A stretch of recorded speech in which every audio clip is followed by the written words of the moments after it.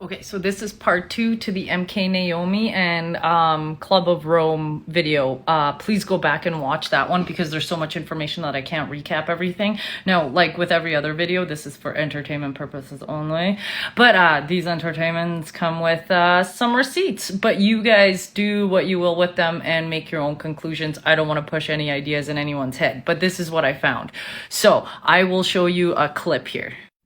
So remember in my last video where I said the Club of Rome got together with the CIA to make something called Project MKNaomi, which basically studies bioweapons and chemical weapons on people. Well, basically the Special Operation Division scientists at Fort Detrick, Maryland worked with the NIH, which was run at the time by Dr. Robert Gallo and Dr. Anthony Fauci, to basically make a policy called the National Security Study Memorandum. And I found the document, and it is declassified. Let me show you.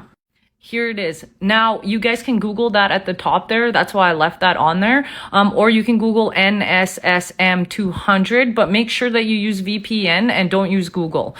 So I'm going to go through some of the things that it says in this memorandum.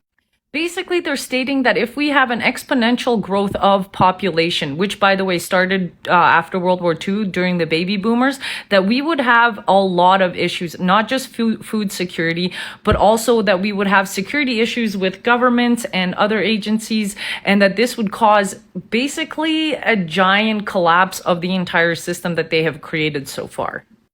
So here's some other apparent population factors that will have negative effects on the society that we live in today. Now, in my last video, I showed paperwork that they were basically trying to depopulate us through, jibby jabbies. And here is a clip of basically Fauci saying something super shady, and I want you guys to tell me what you think.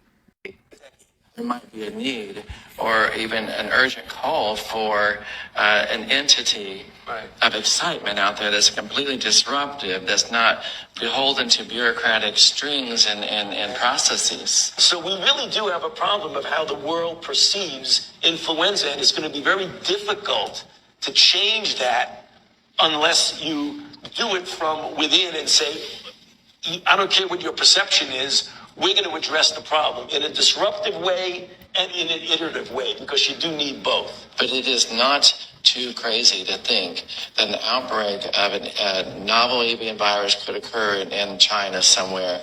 We could get the RNA sequence from that, beam it to a number of regional centers, if not local, if not even